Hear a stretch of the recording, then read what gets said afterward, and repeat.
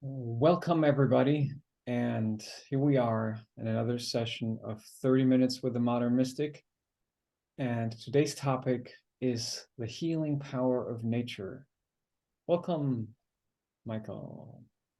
Thank you, Sascha. And let's see if we can heal the spirit of humanity with just a few words about nature. So, how about we assume there are people there, we assume there are healers, someone who can facilitate your healing. What's the difference between healing that is of human offspring, someone who can help you go through a healing process energetically, and the healing power of nature, or something you could experience while being in nature, reconnecting with nature, etc.? Well, there's more to it than just that, because the healing power of nature comes very much from the fact that when you're in nature, you're earthing.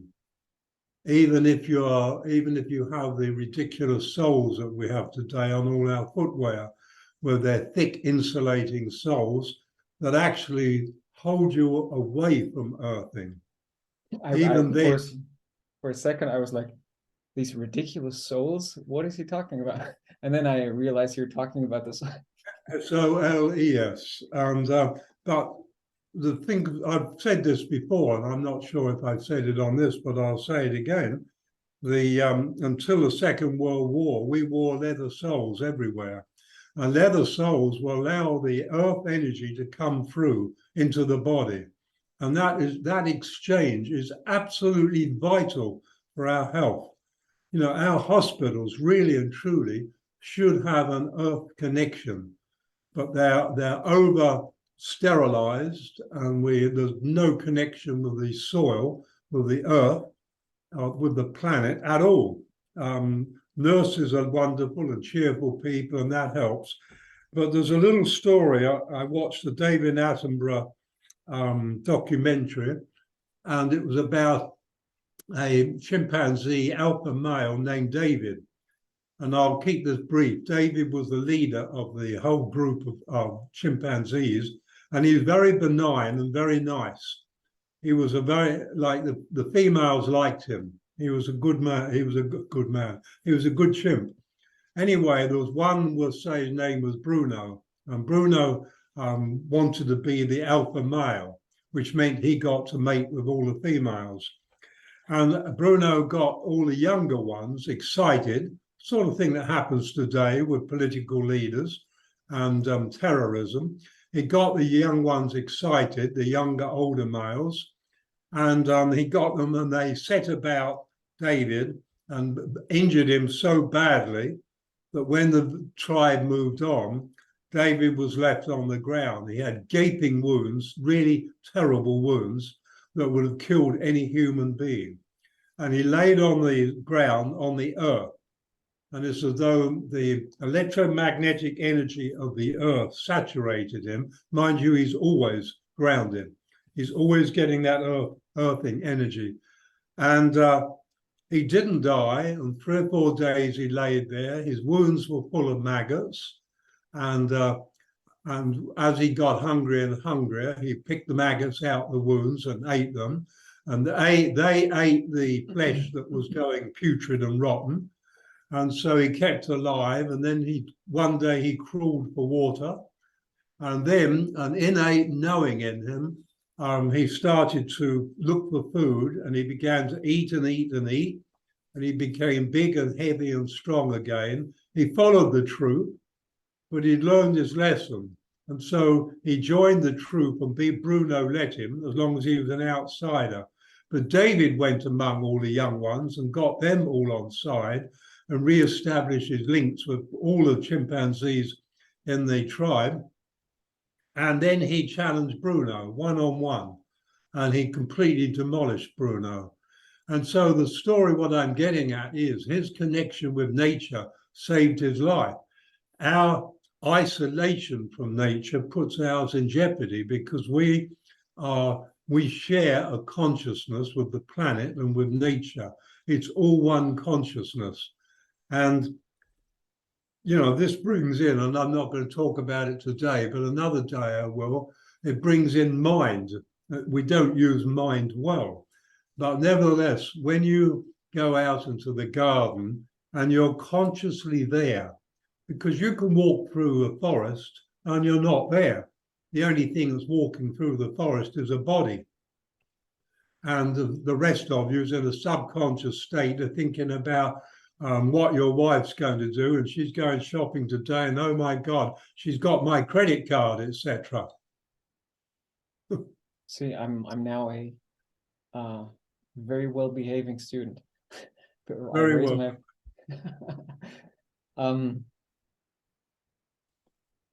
Interestingly, like when you walk through the forest, let's just stick with that. You might be like super confused, you have a lot of thoughts, emotional states. And even though you might be still circling around these thoughts and with these confusing states of mind or emotions, I know from personal experience and from others that just being in the forest, so just having your body there, even you might be somewhere else, still has a healing effect, still will calm you down, still will, it's just very beneficial somehow. So is there like, so I'm assuming that the healing power of nature flows through you, and then if you're grounded and don't have rubber between you and the earth, it's even flowing stronger. But is there a difference between consciously being there or just walking through it? It's only about as different as the sun and the moon, if you would call that a difference. What you're saying is that, you just feel better being in the environment.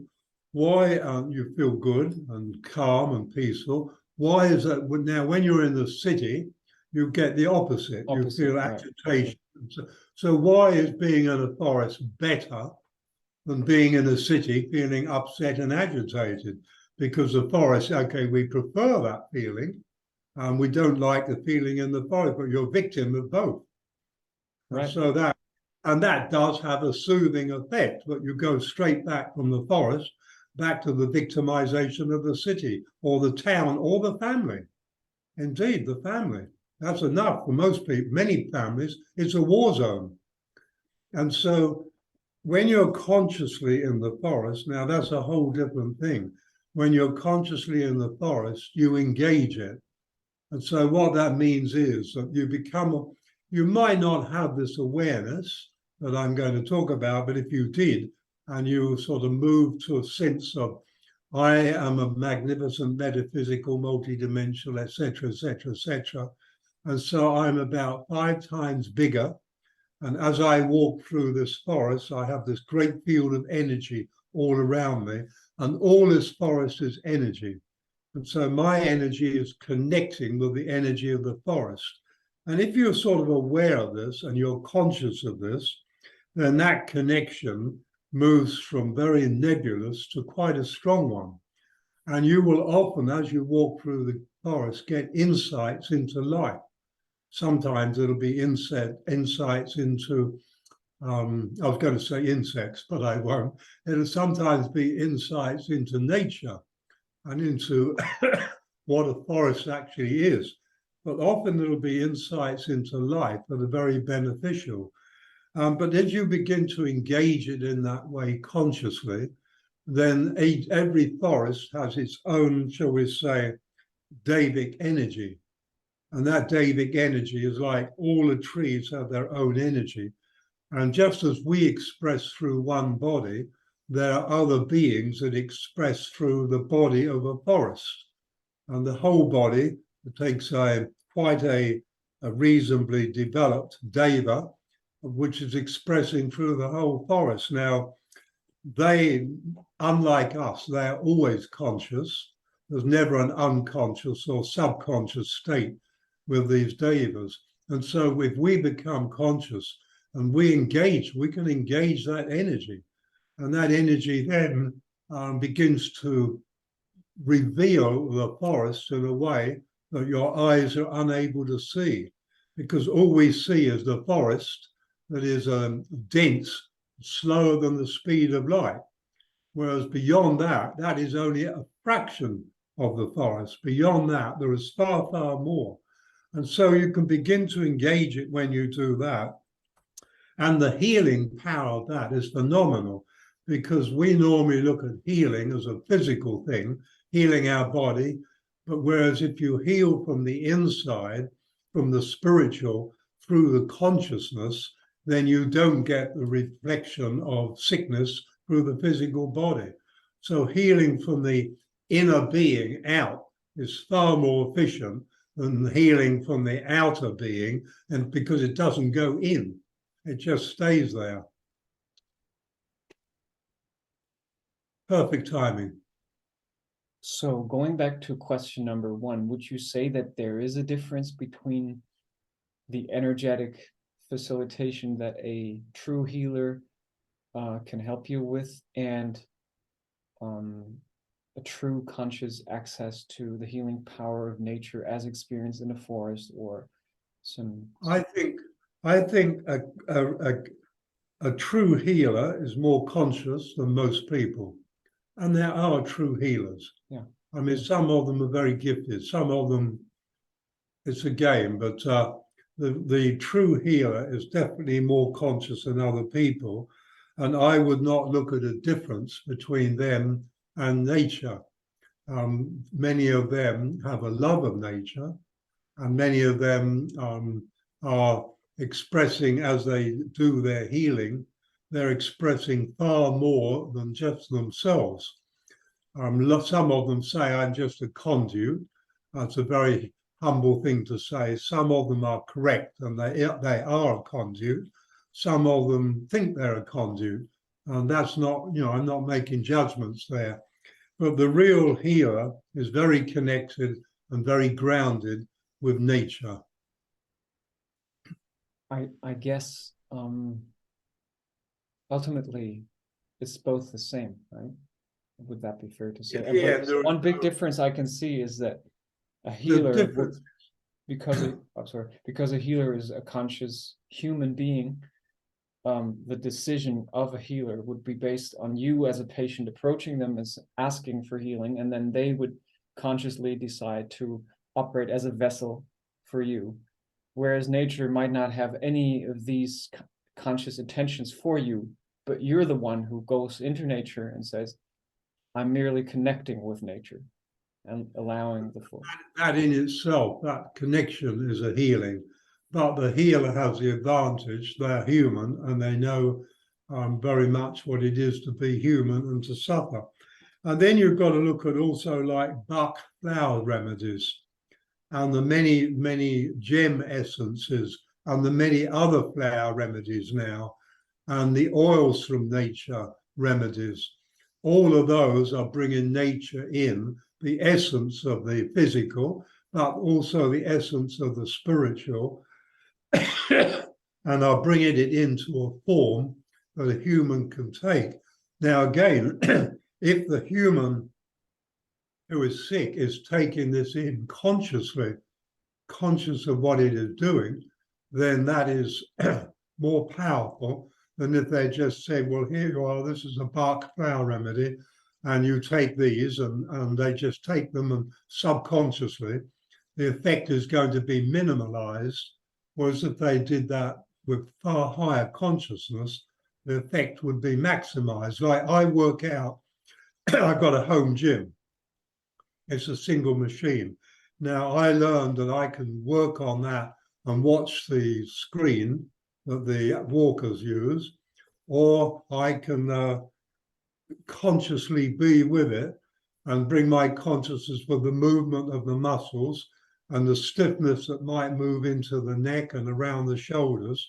And if I'm conscious and slow down and not look at how much I can do, but the quality of which I can do it with, I have a far better result than if I just go in there to madly pull 1,000 and do 1,000 things and then come out. And then So I'm true. sort of, yeah. So being conscious of anything, like I couldn't sit here and talk about this, sort of pulling this out of the moment without being really conscious of what I'm talking about. It's same with you in your position. You have to listen. Now, if you go into nature and listen, nobody listens. Everybody's thinking. 200 to 300 words a minute continues. But if you go into nature and listen to what is not available to hear, and so you inner listen to inner communication, you will find it, because nature doesn't need to learn to speak. Humans need to learn to listen, because we never do. So when we began this conversation, you went into earthing, grounding as one of the most essential parts of letting the healing energy of nature flow through you, right? And then how this is impeded by rubber soles, etc. If I was to ask you what is the healing power of nature, what would be your answer? Like to anyone asking that question. I would say the massive consciousness that is in harmony with itself, to allow that incredible consciousness to flow through you, to be with it, has the effect of pouring like water on a raging fire. And it brings down the flames of discontent and discord, and allows, and out of the ashes, you find new growth and inner peace. And I think every green thumb gardener is aware of that. I don't mean every gardener, because some have got to make their garden look better than anybody else's in the street. Very competitive. And it's not, that's not really gardening, that's just making my garden the best. But the one who has a higgledy-piggledy garden but knows where everything is and loves everything, that is the gardener who knows exactly the peace and the harmony that flows from the garden. And often we used to have a show here, Burke's Backyard, and it's all pre-set up. But Don Burke walks into a garden, and there's a woman in her mid-70s busy working, and he said, "Oh, you look well." He said, "You the gardener here?" Well, she said, "I'm not the main gardener, that's my mother." And he says, "Your mother?" She's the main gardener. "How old are you?" And she says, "Well, I'm only 75, but my mother's the main gardener." And so he goes around the other side of the house, and there's a mother who looks about the same age as the daughter, and she's 103, and she's busy gardening. Now, that woman for sure knew the benefits and the joy and connection with nature, even though intellectually she might not have had the clue.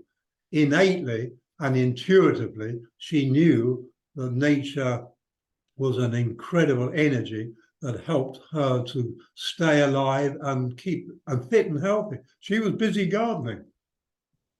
Would you say that there is a difference between physically being in nature and metaphysically connecting with nature, closing your eyes and imagining that you're in a garden, if you really do it powerfully, consciously? I would say if you really do it powerfully, metaphysically, you're far closer than you'll ever be physically. But then you've got to realize that I'm not a body, I'm not an identity, I'm not a personality. I'm an immortal soul, which is on the same higher frequency that I can't see in nature. And so if you take that, put your body in a nice comfortable chair indoors or out, except indoors are not mosquitoes and outdoor that are, and you go outdoors and you leave the body there and you move into the body, into nature. Now you can begin to connect in ways that are completely, totally impossible physically. And you can move into insights and deeper knowing of nature, which is extremely powerful. And it's also healing, even if that's not what you're looking for. It's a side benefit. Why? Because you're closer to the great sun of truth. And the sun is a powerhouse. And if I understand you correctly, this is what you're going to go in more depth in your we are course, right? In the Pound's World of Nature. And now I believe you're going to be with me in this. Okay. You didn't know that. Well, I wasn't really aware, but yes, I can. But the reason is because you take the part of the other people. Okay. And I don't, some of those questions that you ask, I don't even think of. And I'm also, and I don't mean this arrogantly, I assume everybody knows. And you bring me back, not everybody knows that. And I realize, of course, they don't. So, You know, I'm doing okay, so I think it's, I mean, we never talk about your courses this much, so I think now it's fair to just have a couple of questions about it. So Pan's World of Nature is the title of this upcoming one. What is Pan? Pan, there's no answer to that question because Pan is an enigma, but it would be like saying, what is love? What is peace? Now, you can only experience peace. Anything you write about it is an intellect. And so Pan will say is a vast expression of intelligence that expresses through nature. So if you have a deva to a forest, and therefore there are many devas, if you have devas and if you have nature spirits in individual areas of the forest and individual plants of the forest, then above all that is an energy we'll call Pan. But the Pan doesn't seek to control any of that at all. It's simply a vast expression of intelligence, completely and utterly incomprehensible to us. One day, maybe, but not for a long, long time. A few million more years of our evolution. Sounds like the story of God and us. And very, very similar because Pan is not an exclusive. There's just our Pan. You could say there is a Pan which we've named, and it doesn't really mean anything except panorama, all. There is a Pan energy where there are planets with life. There is a Pan energy expressing in all those many, many forms of life. And but to seek to understand it is a complete and utter waste of time. Because if one thing that Pan has ever shown me, if you think you're going to understand me, son, you're in trouble. How do we best connect with the healing power of nature? I think that's a fair question. Yes, a good question. A lot of people go out and walk in the nature. Mostly they're drawn by the need to polarize, particularly if you live in a city. And I know you. What does that mean? Could you elaborate on polarization? Particularly if you live in a city, and I know you have done. And after days and days of being on the concrete only and going up into buildings and somehow cut off from nature and the earth, you feel a need. Oh, I just want to go to the park next Sunday. I hope it doesn't rain. Got to take the family to the park. And it can be even quite an urgent need. And we think we just want to see all the green. In fact, there is a need for the body to polarize. And so brain comes up with an intellectual explanation for that. So we need to polarize. So nature in itself is a vast polarization of the human energy. And although nature is in the city, I often, when I'm in a city, walk into a flower shop. Now, I like to look for the ones where they have the little plants growing as well. But even if you go into the flower shop, unfortunately, most of the plants are overstimulated. They're grown for flowers only, and it doesn't matter about fragrance as long as you've got flowers that last to sell. But nevertheless, the nature energy is there. And sometimes when I used to feel sort of, oh God, I've got to get out of the city, I'd walk into one of these shops and spend 10 minutes in there looking at the plants and the shopkeeper hopefully making a sale. And then I'd smile at them and walk out. And I felt greatly refreshed. And so you can even do this in a city suburbs, walking along in front of people's gardens and just touching a rose here and a leaf there and seeing it, being with it, connecting with it. And so nature is everywhere. There's nowhere isolated from it because nature is all the space that we live in. But the healing power comes from the fact that being aware that if we're being depleted in energy, we're depleting ourselves. and being and sort of learning that when we connect, even if you stood in the middle of the worst traffic way and you just close your eyes for a few moments and consciously imagine being in a beautiful park surrounded by wonderful trees and that, you shift your energy out of the illusion of the body, traffic, screaming noise, millions of people, into a greater reality of nature, and that's healing. But we're so limited, we think we're a body and personality, and we get stuck with that. But the fact is, and also just having that belief doesn't make you, that's not a healing energy. We're just knowing that nature and I are one. There's an immense healing value in that.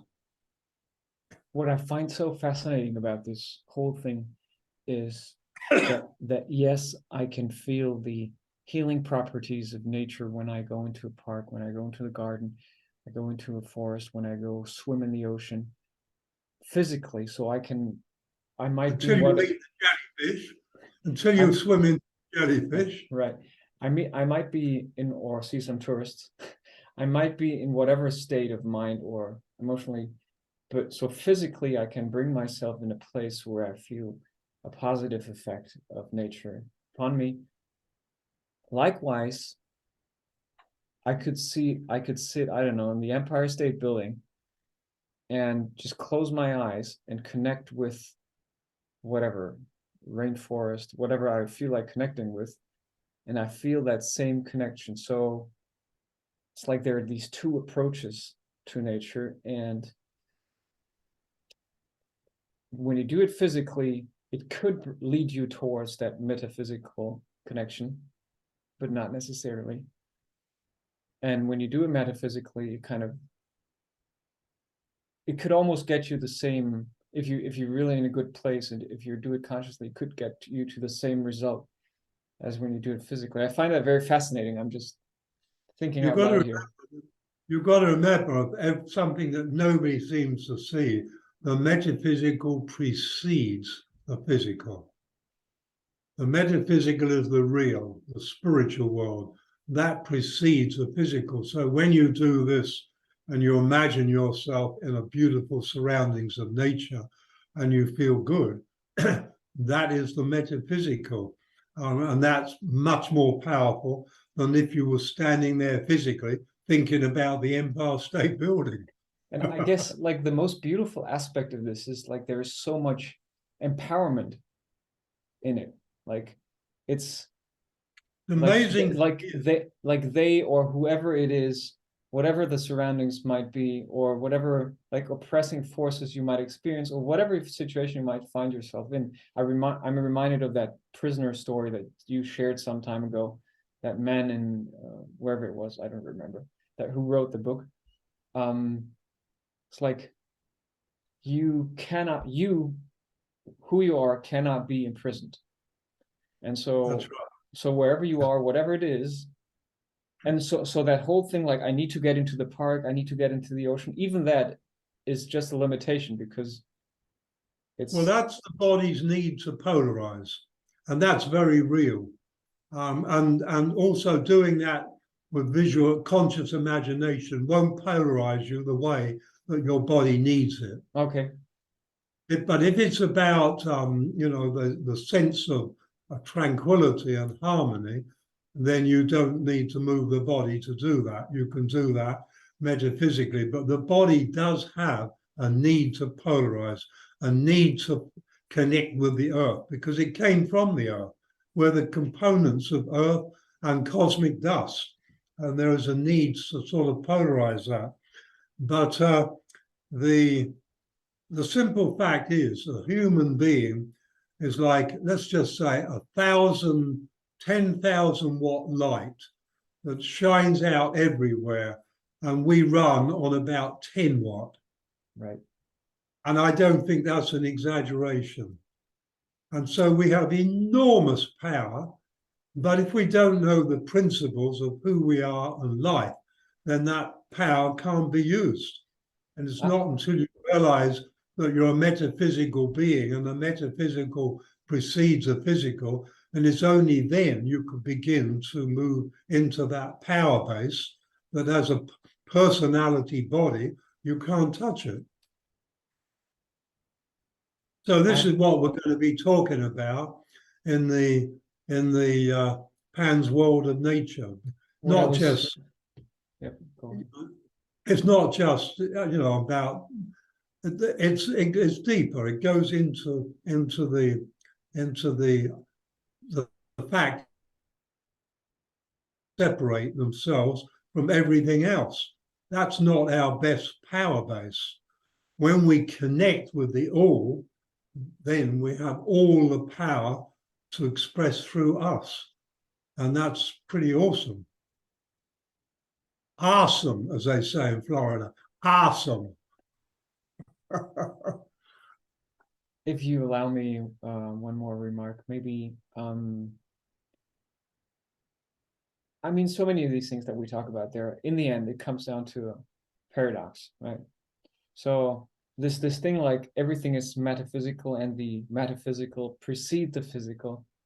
In this case, it seems to be not fully, truly 100% correct, because you're saying that the body has a need for physical polarization, which cannot be given to it by metaphysical. But then we're saying everything is metaphysical, so it's kind of like, but intuitively I agree, and I don't have any. Yeah, there would be, on the other hand, I mean, when you're to be aware of the metaphysical self, you're going to come more and more into harmony with self, and the more you're in harmony with self, the less the urge to polarize. right. Because the need to polarize is brought up strongly by discord in our lives, by anxiety and stress. And in that polarization, there is a reduction. Now it makes sense. Yeah. But when you don't have that, then the need to polarize is not so powerful. How about, because I think we've done more than 30 minutes already. How about, Yeah, I was going to say, I've got to go out very shortly. how about 3 or 2 or 1 or whatever, however you like, ideas of how you can implement the healing power of nature in your everyday life now? I would say when you go outside, be aware, be conscious. There's no healing power of nature if you walk through a forest, if you're deeply subconscious. And so the number one key is conscious. And if you're feeling a sense of discord and agitation and you're living in a city, then do what I do.